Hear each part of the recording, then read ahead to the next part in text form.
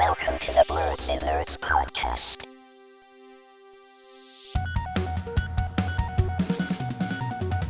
Hello, everyone, and welcome to the Blerdsnerds podcast. I'm Shannon.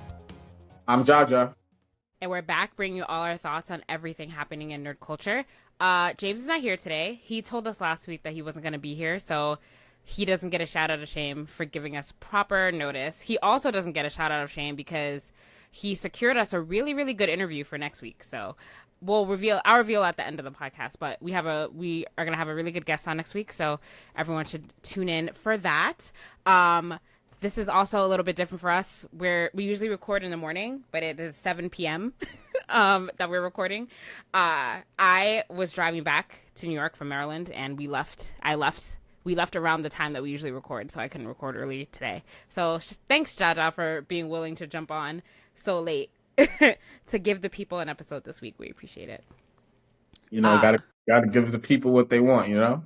Yes. If you are new to the podcast, you can subscribe to us on YouTube, Apple Podcasts, or Spotify, your podcast listening app of choice. We have a lot of listeners audio-wise, but we need those people to transfer over to our YouTube. You guys should watch our videos because the visuals are better, especially when we're showing stuff. But if you're just listening to us, we appreciate that too. But if you want to just give us a subscribe on the YouTube channel, we'd appreciate that. Jaja, what have you been up to? It's been a big week. Speaking of showing people stuff, Yeah. I'll finally show you a little bit of what I've been working on in terms of like retro handhelds and stuff. So I got this bad boy in. Nice. It looks like a little Game Boy. It does. Yeah. It's from a company called Ambernick, and they make these retro devices for you to like do retro gaming on. And you can see it got a whole bunch of systems on there. And Nice. you know, that's the Game Boy Color. I only got a couple games on there. I'm still adding some, but you can see it plays a little video. You know, Nice. scrolling of all your games, and you know, I got PlayStation on there. So yeah, gonna be messing with this. Okay. This is like a budget handheld. You could get these. This is in the first tier, like the cheapest tier, which is in between. If you're buying it directly from the manufacturer, you could get something like this for like $35 to like $50. Okay. And then you put stuff on there yourself, or? You can put stuff under your stuff. It comes with some stuff, but it's not gonna come with like Sonic and Mario. But it comes with like a lot of stuff that you wouldn't expect. And yeah, you can add stuff to it. I customized the UI. As you can see, it's like a Sony theme right now. I thought that was the coolest looking one that I could find at the moment. And yeah, you can add games. This plays up to like Dreamcast and PS1. Nice. And N64. And then you can play some PS ports on here and stuff like that. Yeah, the next tier up from this, where you'll be able to find something that does everything you want it to do for the right price, is probably like $200 to $250. And that's the next one I'm gonna get. It's called the one that I'm looking at is called the Retro Pocket Flip. And it looks like a Game Boy SP, except a lot wider. And the screen is like, I forget how big the screen is. The screen is like 5 point something inches. It's pretty big. But that one can play like PS2, Xbox, and all that stuff. I think it runs on Android. So, you know, there's like hundreds of these things. So I told you I've been like into that. So yeah, that's it for show and tell. As far as nerdy things, been watching Fire Force. I'm up to date in Monsters We Make. So we can you read it? Oh, you read it, finally. Okay. Well, I'm not up to date. I'm sorry. I got 2 chapters in the second volume. But I'm like pretty much. But you read because I haven't. So you read the first volume, though. I didn't even. I missed that completely. Okay. Mm-hmm. Cool. And then you're reading now. I have to now read the chapters that are online because I read the volume that I ordered, but I have to continue reading the chapters. So I'm behind too then. I didn't realize there were other chapters out yet. Yeah, I think he's releasing them weekly right now. So yeah, it's about like halfway through. I think, something like that. So and then I've been playing this game Mecha Break. It finally came out, I think, on the 1st. It's the mech game, multiplayer mech game. It's pretty cool. Mm-hmm. High paced, a lot of action. And then I saw Superman. Nice. I did see the Superman. And then I watched State of Play, Ghost of Yotei. So Nice. that rounds out my nerdy things.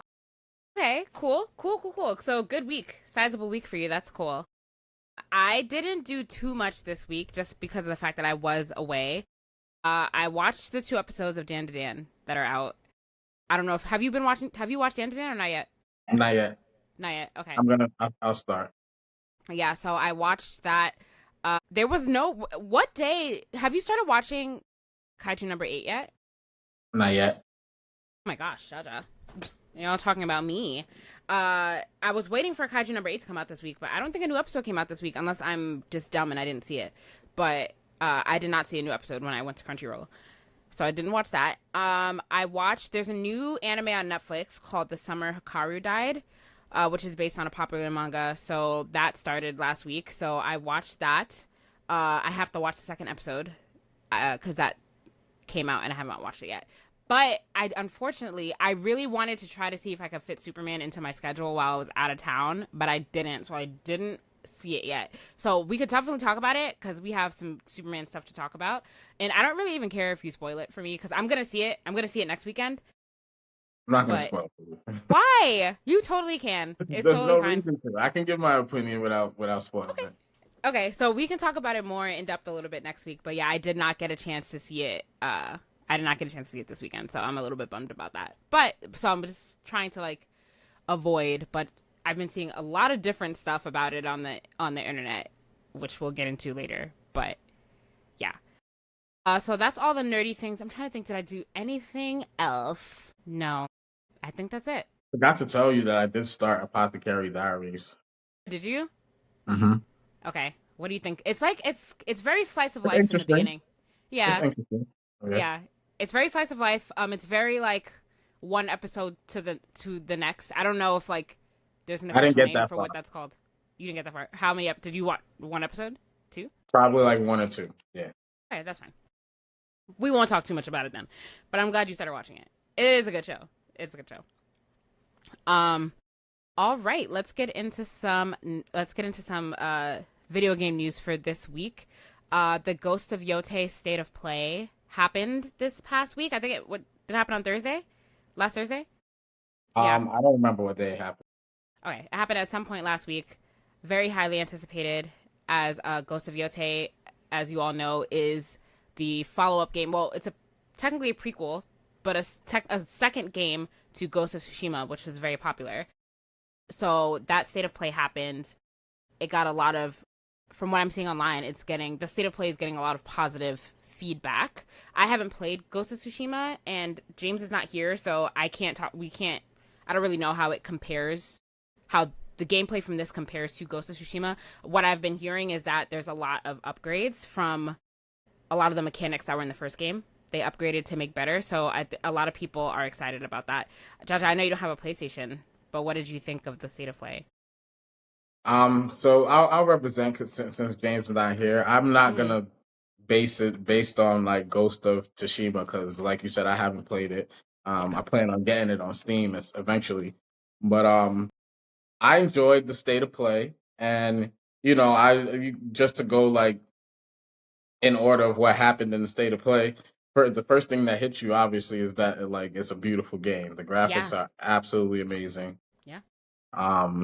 Then in the beginning they talked about like her background and the story setup and how like her family was basically massacred, and I thought it was cool that like when you visit her hometown or her neighborhood or whatever you want to call it, that you can switch in between like visiting the past version of that space. That was cool. And like exploring like her family, and I'm pretty sure there's probably activities you could do that definitely makes the story more personal to you because you know it's not like you're reading it what happened. You get can to play experience it. Yeah, that was unique and pretty cool actually. I was a fan of that. Yeah. It looks like there's a lot of freedom in the exploration. Mm-hmm. Like it looks like there's gonna be like a huge open map. They're talking about you just see something in the distance, just go to it and explore, and you'll find stuff to do, and that's pretty cool. It's not gonna handhold you. It's I guess that Elden Ring style is kind of like influencing a lot of games. Mm. Just like no map, no HUD, just like Yeah. this is the world.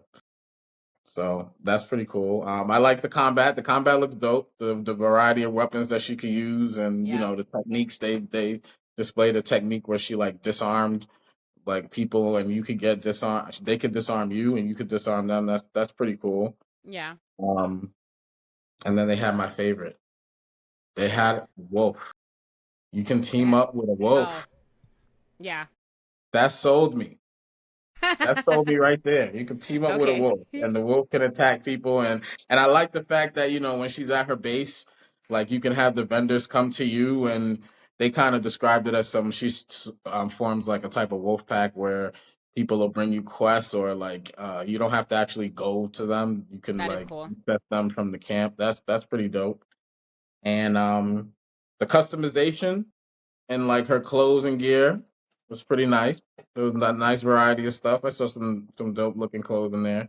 Yeah. And the music, the music. Yeah. Oh my god. Are you talking about the music in general, or are you talking about the lo-fi mode? Because that's cool. The the music in general, but I'm Mm. talking about the composition, how they showed the dude, how they were like composing stuff, like, and Yeah. then they released the songs on DSPs. Yeah. So that song that they released is pretty dope. That like I wish they ran it through the whole. I wonder if it was playing through the whole state of play, but it was pretty dope when they featured it. Yeah. And then after that came the photo mode. Photo mode is photo mode, Photo mode. Yeah. Mm-hmm. I think they said it was a big thing in Ghost of Tsushima, so I'm pretty Yeah. sure people are looking forward to that. And then we get to what you were talking about, what you were leading to, the cinematics, right? So they said first we got Japanese subtitles. You can play the game in fully lip synced in Japanese with subtitles. That's pretty cool. I'll probably play it in English, but whatever. And then I forgot the director they worked with to feature the black and white mode. Yeah. That's pretty cool. That's cool. Yeah. Um, I don't know if I would use it. So yeah, so you get that film grain and the audio filter of like black and white movies, and then they had the mode that's inspired by Takeshi Miike. I'm sorry if I mispronounced that. And Mm-hmm. he was the director of 13 Assassins. And in that camera mode is when the camera's all close up and there's a lot of blood splatter and mud splatter. And that's pretty cool. Yeah. That's something I would use a lot. And then the want want Watanabe mode. I think I said that right. Watanabe. Yeah. Watanabe. Yeah. So that's inspired by Shinichiro Watanabe, and he's the guy behind Shampoo, Samurai Shampoo. So that's the lo-fi beats mode. That's pretty. Yeah. I That's was not cool. expecting that at all. Yeah. I would do that. Um, That's cool. that's dope. Like Yeah. I was feeling it. So the options and varieties of how you play the game and stuff is there. It looks like it's gonna be like it's gonna be a smash. Yeah. Yeah, I think so. So I haven't played Ghost of Tsushima, so people on the internet don't come for me. But when I was watching this, a lot of the elements of it reminded me of Assassin's Creed Shadows, which came out this year, and I just played it. So maybe it's just like because like it's so close to each other, like recency bias. But a lot of the elements, like a lot of the map, obviously they're both set like kind of in the same era of Japan. Feudal Japan. Yeah, even like some of the story elements were similar. So it was just interesting to see. I definitely want to play it. So maybe I'll just abandon Assassin's Creed Shadows and play Ghost of Tsushima and then play this when it comes out. Because I know that game is the better game, but it was very similar. And I was also playing. I was playing Assassin's Creed Shadows in Japanese too. That's why it was reminding me like when you have that mode. I was playing that game in Japanese with English subtitles, which I think it adds a lot to the experience. I would say. So if anyone's having second thoughts about doing that, it's definitely worth it for me. I really enjoy playing it in Japanese, especially when it's set in that time period. It just feels a lot more authentic for sure. Were you gonna say something? Sorry, did I cut you off? Yeah, no. Yeah, I was gonna just continue on with something you were saying that like there's a lot of games coming out. I don't know if the samurai Japanese thing is like hot right now, but there's gonna be a lot of games that this game is gonna be compared to. Assassin's Creed being one of them. There's another one coming out soon. So Wu Chang Fallen Feathers, that's coming out on the 23rd Yes. of Mm-hmm. July. I'm pretty Yep. sure that's going to be compared to it. So, this genre is popping right now, and I'm not mad. I'll take No. all the samurai games. Yeah. I love a good samurai game. Yeah. Yep. I'm not complaining at all. But it'll be interesting when it comes down to like game of the year, because when I was watching the state of play, and the reason I brought up Assassin's Creed Shadows is because is there anything about this game that stands out enough to be game of the year? Like, because people are saying that I don't think anyone thinks it'll be game of the year. I think a lot of people think it'll be a contender. So I'm trying to think like, did anything really stand? And obviously, like, we won't know until we play it. But I was thinking, did anything stand out to me enough compared to all the other games that are going to be in the lineup that would make it game of the year? And I don't think so yet, just from first impressions. But obviously, the game is not out, so we'll have to see. And especially because there are similar games that came out this year, so who knows? But we'll see. Obviously, it's just a state of play. Like there's a whole game to experience. But that's just what I was thinking. That's just what I was thinking about when I was watching it. Just about like how a lot of it seemed very similar to Assassin's Creed. So we'll see. But I'm sure it'll be up there. I'm sure because Ghost of Tsushima is just like a well-known brand, and like people, the first one was really well received. I'm sure it'll be up there in the game of the year with the game of the year contenders. So for sure. But yeah, it definitely looks cool, and I'm definitely probably gonna buy it. But I definitely want to play the first game first, so I know what I'm walking into. Yeah. So a successful state of play for Ghost of Yotei, and that comes out in October. Right on that's the last month that a game can come out for it to be considered for game of the year. So it's gonna be hit with a lot of recency bias, I think.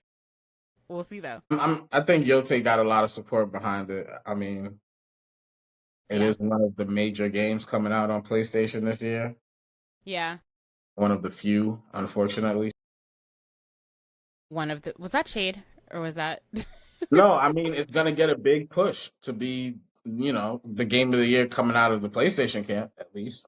Yeah, that's true. That's true.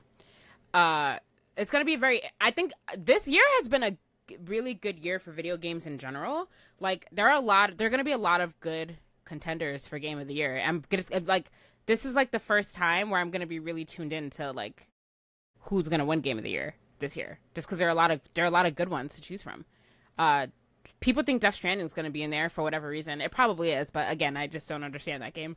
But yeah, it's just going to be really, really interesting. I'm actually looking forward to it a lot, so we'll see. Cool. All right, let's move on to some other news. Okay, so we're coming off of a week where Microsoft announced layoffs to the tune of 9,000 people. Yes. And there's been talks about Game Pass and is it sustainable? There's conversations about like our developers making money off of Game Pass being there, and I thought it was interesting because another guy is now saying that people should be paying more attention to Marvel Rivals and Fortnite and those type of games because they're sucking half of the gaming hours on PS and Xbox consoles. So I thought that was interesting, and I'm losing my train of thought. I'm trying to remember one of the most recent videos that I watched. It's something that they just said. Oh, that it's the next article that we're about to talk about. That Microsoft doesn't include its first party game sales when calculating Game Pass profits, and so they're trying to say that the subscription service isn't profitable. Like people are trying to find arguments to say why Game Pass isn't profitable, right? And they're saying that if they don't include the first party development costs and all that stuff, then how can they say that it's profitable if you're just basing it off of third party developers? Of course it's going to be profitable for them. They're paying you to get the money to get their game on Game Pass. You know what I mean? Yeah. So I think it's interesting that people are just trying to figure out Microsoft's numbers, and I did a calculation on the side because last February I think they said they had 34 million subscribers on Game Pass. February 2024, and if you times that by like 15, that's like $500 million a month. But when they're saying Game Pass isn't profitable, do they mean profitable for Microsoft or profitable for the developers of the games? Microsoft. They're talking Oh, about got it. Microsoft Okay. right now. Yeah. Okay. But that's Okay. the question. I think that's the better question. That Is is it a better question. profitable for a Yeah. developer? And I Because kind of go ahead. yeah. Go ahead. What you gonna No, I say? was gonna say we've talked about this a couple of times about like how we don't understand how how the companies that develop the games make profits. Like we talked about this for both video games and for streaming services, like just Mhm. for like movies and things. Like how, I mean, obviously it's an agreed upon contract, but then it's kind of just like it's kind of like what we talked about with anime. You know how like how Crunchyroll is now like scaling up payments for anime if their anime is really successful on Crunchyroll. And it kind of makes me wonder the same thing, like for games that go to Game Pass, like on day one, but they're like massively popular, like the most played game. Are these game companies getting kind of like cheated out of their money too because they're getting paid a fixed? They obviously get paid a fixed amount Mhm. from the company, like from Microsoft and from Xbox. Their game is like number one on Game Pass for like 4 months, and then they only got that. But you see what I'm saying? Like, are they getting scaled up payments? I feel like they're not making a lot of profits. Yeah. I hope it's in the contract that if there's a lot of MAUs, monthly Yeah, active users on that game, that they would get some type of cut of it. But also the part that people are not talking about is maybe there's a lot of value in the data that you get from people being on the game. So maybe like in terms of like people, small developers, they're getting exposed to how many people are subscribed to Game Pass that won't mm-hmm. necessarily have seen their game or picked up their game. Now, if your game is good, it's gonna blow up. If your game is okay, it's gonna get looked at even more than if it wasn't on Game Pass either way. Yeah, So, like, let's say in the case that your game blows up, you got all these people playing your game. I'm pretty sure the people who developed the game has access to the data and can see how people are interacting with their game and stuff like that. That could be useful for them to go back with and implement into their next game. yeah, And so I don't know. I think the data behind it is probably a part of the value. Like the more people interacting with your product, the more like data you could pull from mm, people. But yeah, I'm pretty sure they're making money from it though. Like yeah. that's a very dumb question. Is it sustainable for Microsoft? Of course, it's sustainable for Microsoft. It Like, has to be. I mean, it's obviously sustainable for Microsoft because otherwise they wouldn't be making such a big push towards Game Pass and like cloud gaming and things like that if it wasn't uh sustainable. Like that's just what I'm thinking. Like if it wasn't sustainable, then they would be putting more effort into their hardware again, but they're not. So they're moving away from it, which makes me to believe that it is profitable for them, or so we think. But that's what makes sense, right? That's what makes sense to me. And Uh, I'm not excited about this handheld until they say that it's going to be fully backwards compatible with the XS1 and 360. I'm just putting that on the record. I'm kind of like tuning down my hype for that device. um, wow, I lost my train of thought now. Okay, continue, Judge. I'm so sorry. So we have an update on the Stop Killing Games movement. Hmm. Let me. Actually, this was very interesting when I was reading through it. So there's a lobbyist group that came out against it, Yes. and I will have to note that the people on this lobbyist group, what are they called? I think they're called the European Commission, Yeah, the EU Lobbying Association. the EU Lobbying Association, right? And they're a video games group, and in this group are the usual suspects. You name a big video game company, they're in there: Nintendo, Sony, Microsoft. Hmm. A bunch of video game companies that are just like very well known. So it's not surprising that they came out against the Stop Killing Games initiative, even Hmm. though like it would be very easy for them to stop killing games. So they just want the freedom to be able to do what they want. That's pretty much what they were saying in their response. But let me see if I can get some cliff notes, some quotes from what they said. So,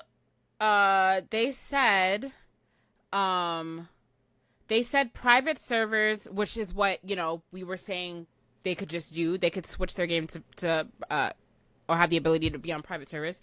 They said private servers are not always a viable alternative option for players as the protections we put in place to secure players' data, remove illegal content, and combat unsafe community content would not exist and would leave rights holders liable. In addition, many titles are designed from the ground up to be online only. In effect, these proposals would curtail developer choice by making these video games prohibitively expensive to create, is what they said. Mm-hmm. And that if they shut down games, they give people fair notice of when it's going to happen and stuff like that. So yeah, they were basically, coming out against it, saying that they don't want to do it. I don't know anything about private servers or like anything really like that, but like, does that sound true to you? The fact that like they wouldn't be able. They're over exaggerating how like unsafe it would be because it's happening right now with games. There are games that are running on private servers and everything's all right. Like, and if it really was something harmful, like, why can't they put out a disclaimer on their game? Hey, this game is no longer supported by us. If you get a virus or mess up your whole computer playing this game, running this server, it's not our fault. That's like would be a very easy thing to do, I would think. It would be. Just let people know that you're no longer responsible for anything that happens while you're playing the game. Like, it's not. Yeah, I agree. It's dramatic. I agree. But we do have some good news. Okay. And this is a new development. Like, I just seen this. This article is 5 hours ago. Okay. 2 days and 5 hours ago, according to the release of this. This is fresh off the presses. But one of the vice presidents of the European Parliament, Nikolai Stefanuta. Sorry for butchering your name. Nikolai Stefanuta publicly voiced his support for Stop Killing Games in a majority win for the newly minted EU Citizens Initiative. So on July 12th, he posted an Instagram story announcing that he had signed the Stop Killing Games petition and plans to continue helping the movement. Nice. So that's pretty good. That is good. Somebody on the EU right there, right on the ground floor, supporting this thing. So I think they're still, going through the signatures to see which ones were valid or not. But they did go past 1 million. So hopefully that stands and this hits the floor and is able to be talked about and see what legislation could come out of this. Yeah. If anyone could make it happen, it's the EU. They make most things happen that we all complain about in the rest of the world. So I'm sure that that'll pass through. And the fact that he did sign it just goes to show that like their argument wasn't very sound or strong, really. So we'll keep following that as it goes on. But that's great. That's great that they're getting the backing from like prominent people. Yeah.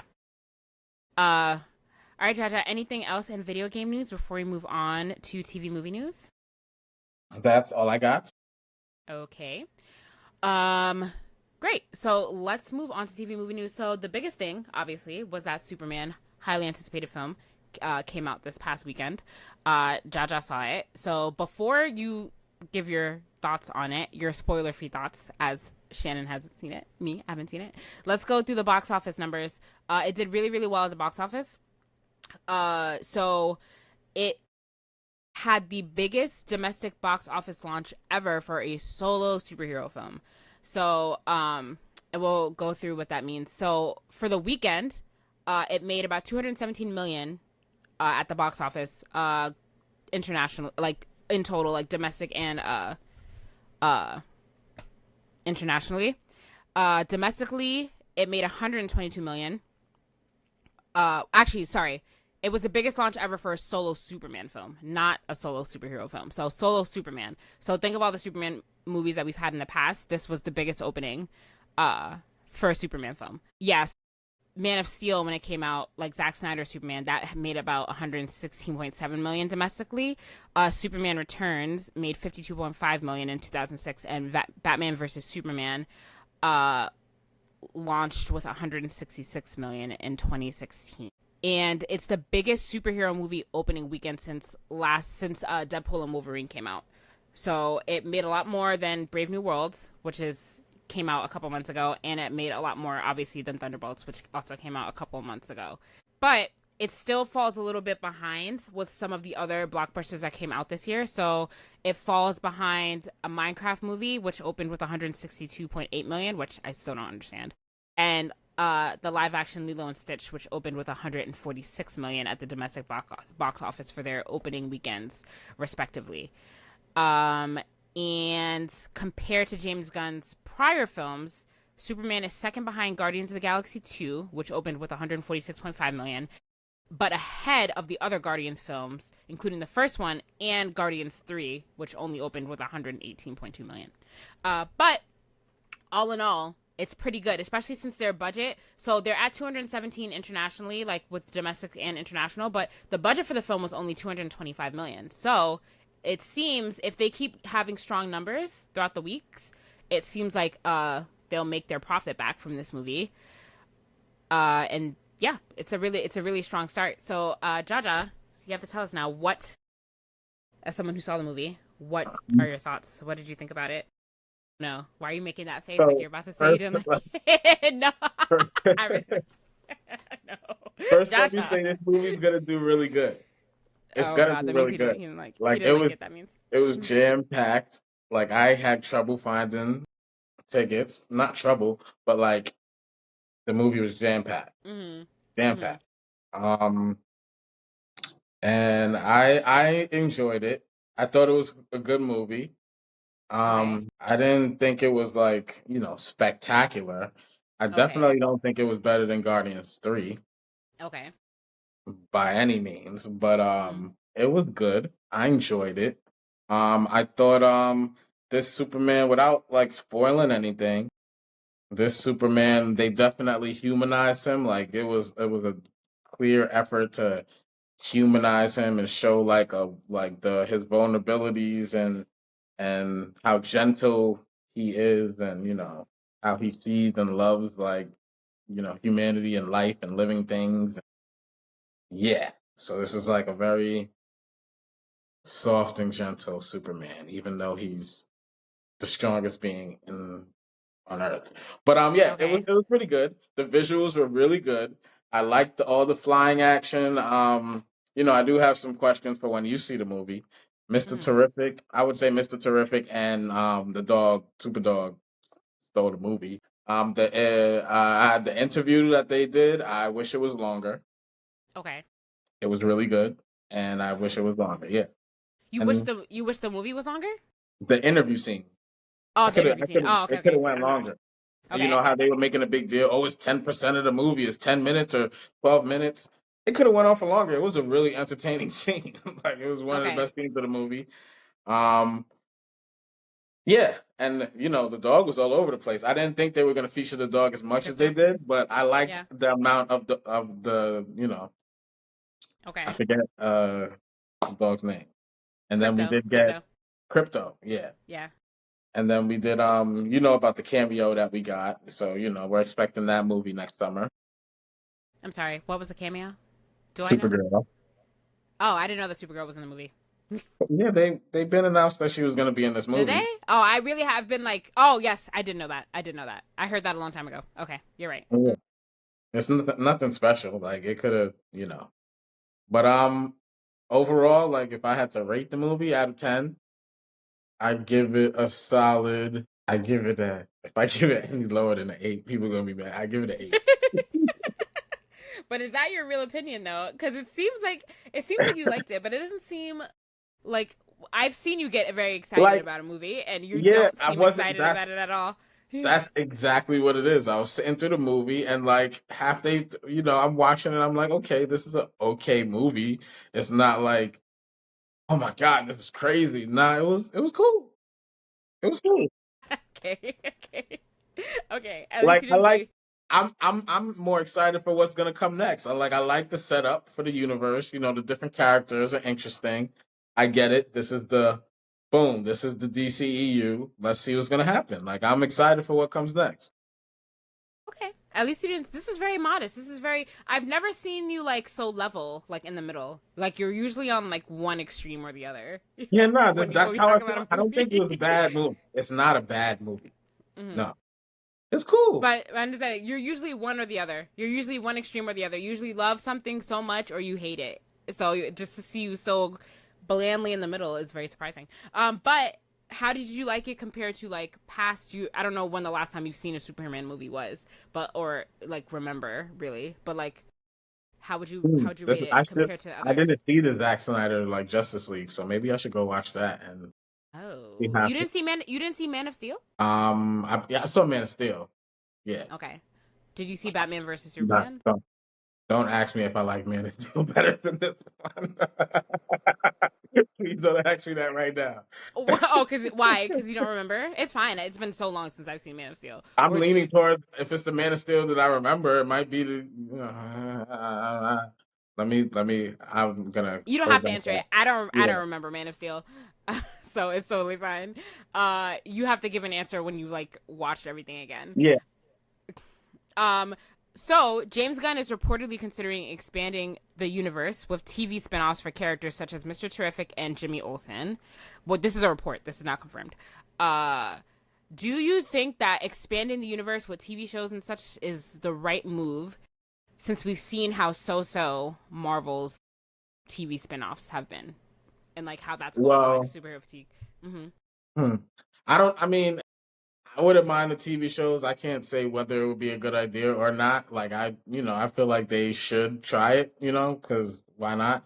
But whether because movies are big budget productions. I guess it costs less to make a TV show. I would imagine. Oh yeah, I'm sure. It depends. I So mean, yeah, yeah, like why yeah. not? Yeah, there's definitely I could see Mr. Terrific getting his own show. And what I was gonna say is like the Justice Gang. They had a running bit in the whole movie, like, oh, we're called the Justice Gang. No, we're not. No, we're gonna change the name. Mm, It was like such foreshadowing, like of the Justice League. It's like they got to find a way to set it up. I yeah, mean, yeah. we And need I we guess need. yeah, I guess the shows have to come because then you're just like waiting for movies to set Uh-huh. up something, which will take a lot longer than if you like than if you were to sprinkle some shows in there. But I'm just wondering, like, looking how Marvel tried to interweave everything between shows and movies, and like people aren't the biggest fans of that. So I'm wondering like how successful that'll be for James Gunn if he goes down that similar route. I feel like as long as you don't overload us with the shows, it'll be okay.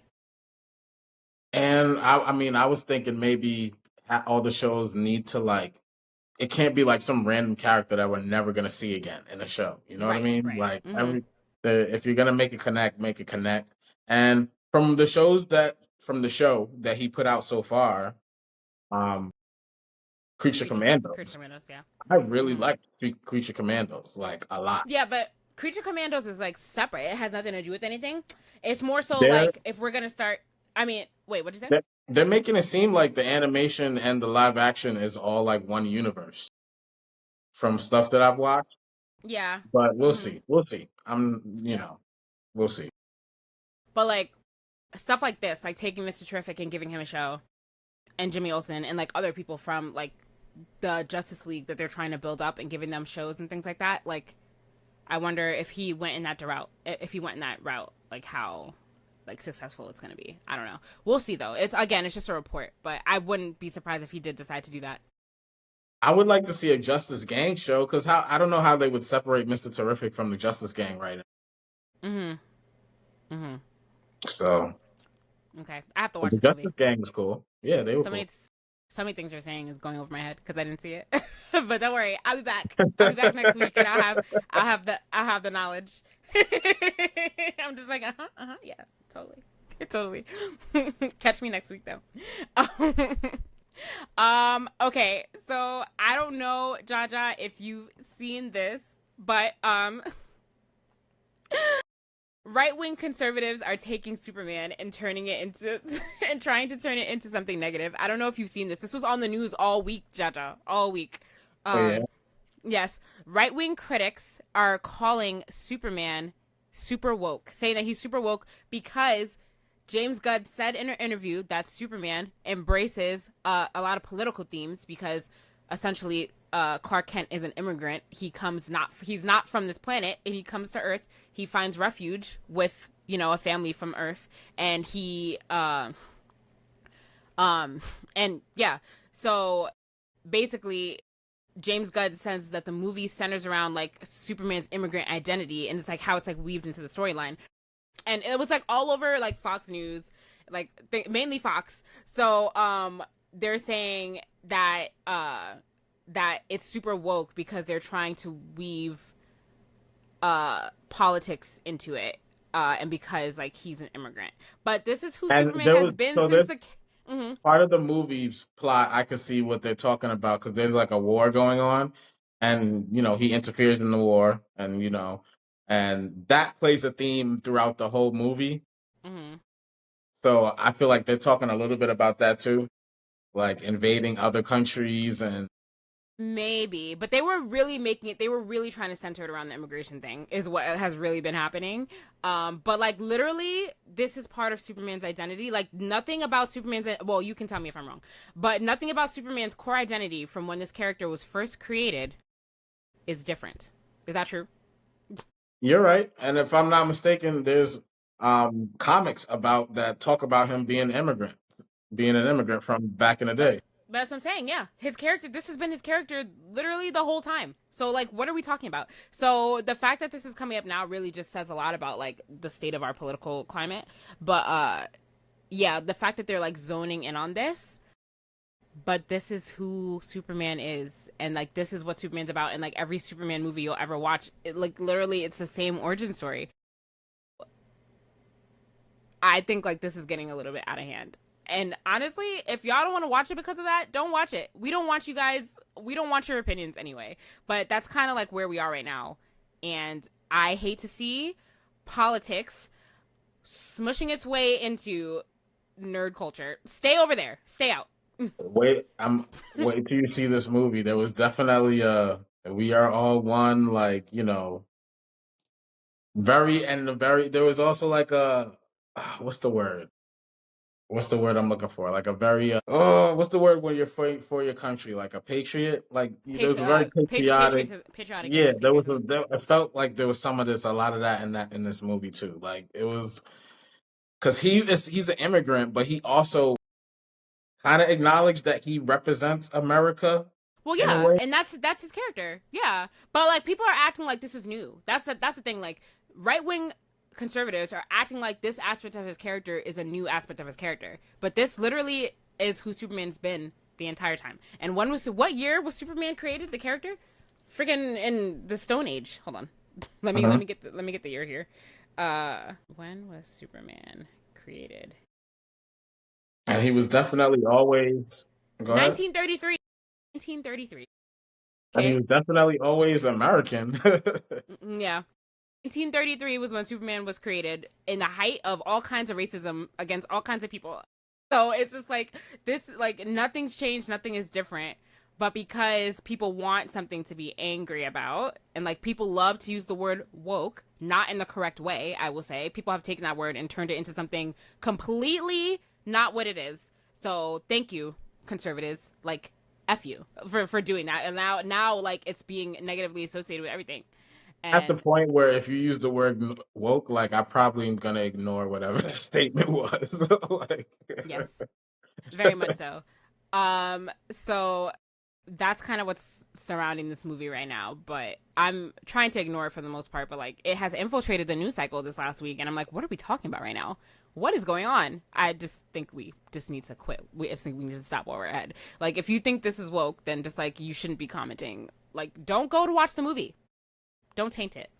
But I'm tired. I don't want Trumpism to infiltrate nerd culture. They need to stay over there with that. I'm surprised you haven't seen anything about that. It's so crazy. It's been no, I haven't. That's interesting. Yeah, it is. It is interesting for sure. But I'm gonna watch the movie next week, and we'll talk about it. We'll talk about it next week. Just really quickly though, next week so I said this earlier in the episode, we're going to have a guest on the podcast, the creator of the Yasuke game. is going to be on the show next week. If you haven't played the game, I don't think the game is not out yet. You can play the demo right now, right, Jaja? Yeah, so you can play the demo. I don't know when the release date is still TBD. So we're gonna get to talk to the creator, and dive into their thought process behind the game. Talk about their inspiration and like how it is to like be a small independent game studio, things like that. So you can look forward to that on next week's episode of the podcast. It's gonna be great. Anything else going on, Jaja, before we wrap up for this week? That's all I got. All right. Well, guys, thanks for tuning in. We are glad that we were able to bring you another episode this week. We love consistency here. But we'll see y'all next week. As always, you can like us on Facebook, follow us on Instagram at Blerdsnerds, follow us on TikTok, Blerdsnerds_pod. Send us an email, blerdsnerds@gmail.com, if you're a creator of color in the nerd space and want to come on to talk about your work. Subscribe to our YouTube channel, please. Or you can listen to us if you prefer, but subscribe to our YouTube channel anyway, on Apple Podcasts, Spotify, or your podcast listening app of choice. As always, I'm Shannon. I'm Jaja. Thanks for listening, guys. Bye. Peace.